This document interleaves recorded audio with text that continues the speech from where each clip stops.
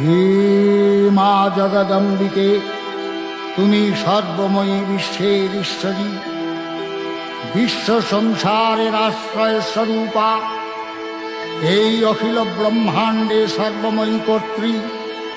তোমার অন্তরস্থলেই সৃষ্টিকর্তা ব্রহ্মা, সর্বশক্তিমান বিশ্বপাতা বিষ্ণু এবং প্রলয়কর্তা দেবাদিদেব বিরাজমান।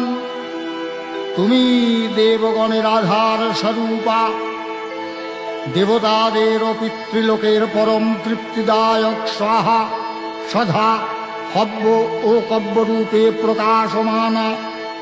হে মা কালী, হে মা বিশ্বজননী, তোমার শরণাগত ভক্তের প্রতি তোমার আশীষ প্রতিনিয়ত ভক্ত মস্তকে যেন বর্ষিত হয়।